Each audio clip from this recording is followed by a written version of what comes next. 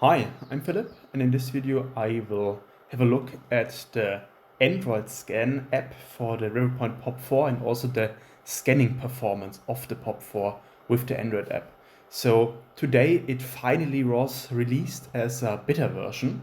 So I just installed it and tinkered a bit around with the app and tried out the settings, and I just wanted to create a quick video about it and share my experiences with the app. So maybe one short addition before starting about how to use the POP4 in like the mobile configuration. So this is, I would say, the default starting point if you have like the wireless kit. So it's the battery charging handle and the connection cable. And here in the top I have one addition I designed. So this is basically a cold shoe adapter. It's 3D printed and it's glued to the POP4 with some reversible double-sided tape.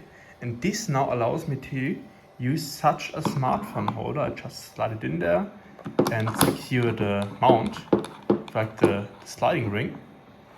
And now I can attach my smartphone firmly to the POP4 in this fashion. So otherwise I would have to like hold the smartphone in my hand or use some like Frankenstein version in between the handle and the scanner.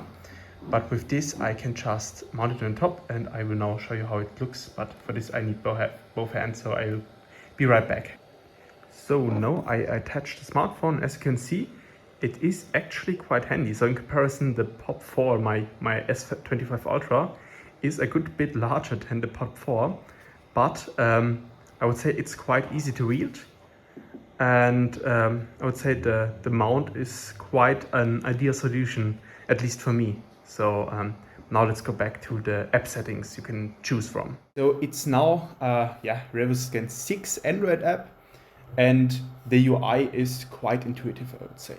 So let's maybe start at the UI here. We have, for first on the left side, we have the camera controls. We can either set the auto exposure or perform manual exposure like here, but I will leave it at auto. Same applies for the camera, and you can even enable the additional flashlight. A bit more about the scanner is connected right now. So I'm using a Wi-Fi connection. So if I slide down, let's see, here you can see that the Revopoint POP4 is connected. For context, I'm using a Galaxy S25 Ultra smartphone. So it has, I think it's 12 gigabytes of RAM and Snapdragon Snapdragon 8 Gen 4, I think it is. So it's a quite high-end device. About the scan modes that's supported in the standalone scanning, this will be one of the most interesting ones. To start with, we here see the 3 scan modes. So for context, the POP4 itself supports 5 scan modes. We have the 2 laser modes, so the cross-line laser with 30 lines and the parallel line laser. The single line laser, so one single line for the pulse scanning. Then we have 3 infrared modes. So we have the full field mode. This is like the structured light or full field structured light with like some sort of I would say IR projector. Looks a bit similar to the Miracle emitter. So this will be for like your high detail IR scans, like face scans, scanning small parts with IR. Then we have the VSCEL rapid mode. This is very similar to Face ID of iPhone. So it just emits like a point pattern of infrared lights and then measures it. And then we have hybrid HD. This is like the middle child right in between of the VSCEL and full field mode. From my understanding, it uses both modes simultaneously. And this is just like for middle-sized parts. It's faster than the full field mode. But has also like the higher detail grade than the VSCEL mode. For the tracking options, so in the hybrid HD and VSCEL, we have like the normal tracking options of feature and color. Generally speaking, all these settings are quite similar to the, I would say, computer scanning experience. And for the modes, we can then differentiate between the object types, again, general, dark, and face. Same applies when using the color tracking. For the VSCEL mode, We also have the option to do outdoor scanning. I think it's rated up to 100,000 lux, so 100,000 lux for context. This is roughly the midday bright sunlight. If you have like the evening hours, it's more like 10 to 15,000 lux.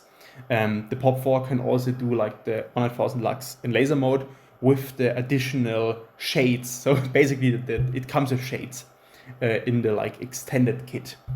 And of course, so to connect to the POP4, you will need like the wireless battery handle for the POP4. But theoretically, the POP4 as our input power, it just uses 5 volts with 2 amps over USB-C. So you can also connect any other external power supply. To mount my phone to the POP4, I designed a cold shoe mount I will also release, or maybe already have released. This just sticks onto the top side of some reversible double-sided tape and then allows it to use like a proper smartphone holder. I will try to attach a picture of the whole setup.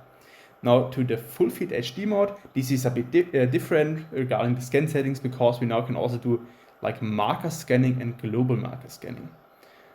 Global marker, this is like the global marker capture before starting with the scan itself. This can be quite nice. For example, if you want to scan large car parts or bodywork of a car, using the global marker mode is beneficial because it then does like optimization of the layout before actually starting the scan.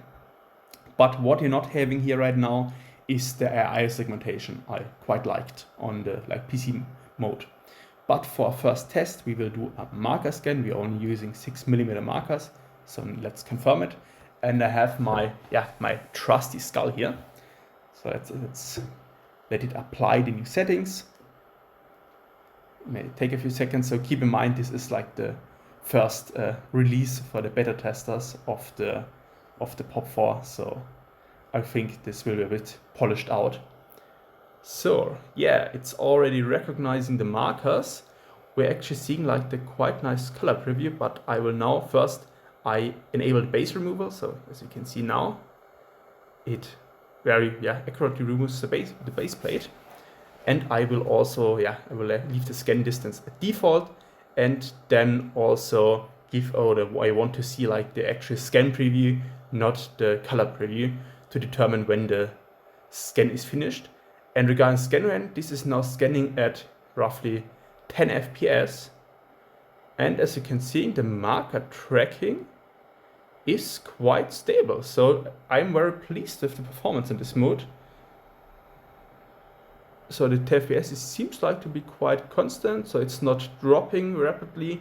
And the memory usage is also quite low, as you can see on the bottom side. But now let's stop the scan, or let's finish it. And I think I could now directly post-process the scans here. But let's maybe have a quick test of the other modes before doing one of the processing steps here on the phone. I will most likely just export the data, the scan data, to my PC and then do the processing on a proper workstation because it's just faster. But if you're not having a PC and just like want to edit on your phone, it will also be possible. But now let's first have a look at the other two modes. So let's start with the hybrid mode, like this. Oh, I just seen I let it at the default setting and not auto exposure, but for this quite bright head, it still was a good setting. So I will switch to hybrid HD. I will use the feature tracking again, and I will do a general object for scanning. And I guess for this we can also use this head now. I'm just thinking about getting another scan subject, but I will do the head to have a bit of a better comparison. So I most likely will already have released like comparison scans of this head with all the different scan modes. And here you can see that the settings are pretty similar. So I will use the auto exposure. Then I will enable the base removal, switch to the mesh preview, and then I can just start. And the scan speed with 14 FPS. So as you can see, I'm rotating it quite quickly. And even here in the backside of the head, where I sometimes have quite a lot of tracking issues in only feature tracking, with other scanners previously, it's doing very fine. So also the scan speed is very good. So I'm quite happy. So I don't know, I just got a new phone last year. So initially with some other previous scanners I tested that use mobile scanning, I had like a old OnePlus 8 phone, but this is very usable, I would say, or very much usable.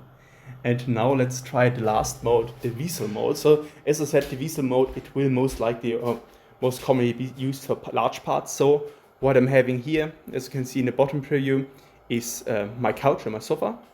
I put a blanket here in the front because this is basically a featureless area in the front with a very, I would say, straight path or straight part, and I just wanted to track better. So scan mode will be VSCEL Rapid. We have a feature tracking, and the object type is general. So I wouldn't count this as a dark part because, as you can see in the top left, the exposure is right. So I can now just go back to the scanning, and let's wait a few seconds for it to work. Currently the app is, well, I think on the Kickstarter they mentioned it will be available for iPhone and iOS, for Android and iOS, but I'm testing here on my Android phone. So I said it cannot speak for iPhones. What I now will do is I will increase the scan distance as a first step, like this, and okay, I will keep the base removal disabled, and let's enable auto exposure and just start scanning. So as you're seeing, it scans quite fast again with 14 FPS. I'm not noticing any like hiccups, I would say, here on my phone, of it struggling or taking a few seconds or having a few lost frames. So the process is quite enjoyable. And now let's move our scan a bit to the front here, or the main seating area. And as you can see, the scanning is quite a fast process. So you won't have to like go over the spots multiple times. But as always, if you want to have the option for higher resolution fusion later, so after processing or after scanning, it may be beneficial to scan a bit more, because in the scan software, you have the option to like manually set the target point distance that will be used for processing. And if you captured more data, it will also allow you to, will be sensible to set a higher resolution for this processing step. But now, as you can see, I already captured it, the whole sofa, a bit here to the back. I think I missed a few spots. But now let's finish it and have a quick look at the scan result, or at the preview result. This looks fine, and I would say we can now, let's just perform the one-tap edit, and as you can see, it does the fusion at like a setting it thinks it is sensible, and then does the default meshing and default texturization. So okay, let's try the fusion itself. Okay, the point distance has a maximum of 2 millimeters. So I guess it's still a better version. Okay, let's apply. And it's already doing the fusion. So keep in mind, it's a better version of the app. But I'm very happy that it is working this good already. So I thought it would be a more, I would say, how's it called, a bumpier road until it is working at this point. But now let's fast forward my processing and then have a look at the final result of this standalone scan.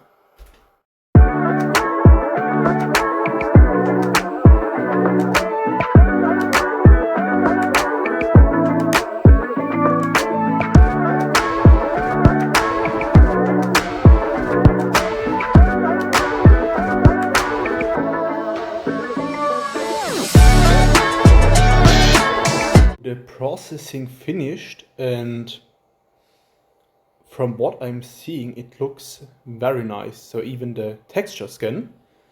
Now let's maybe switch to the like mesh itself. So here on the top we can change, and yeah, it looks quite fine, or very nice. Of course, I still have to like delete the floating data of the wall in the back, but for a first scan, this looks very good, especially if you have a look at the texture scan itself. It looks very, very good. So I would say I'm quite happy. So now the one-click processing of the skull is also finished. As you can see, it also looks quite good. I would say you should have used the additional lighting, so this would have evened out the texture a bit. But looking at the mesh for IR mode, it looks quite good.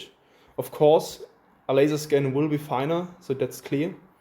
And I hope at some point they will bring laser scanning to the smartphone app, but I'm currently not sure if this is going to happen or if it's going to happen at a later point. But yeah, so I would say my first impression of the smartphone scanning is very good, and have a nice day.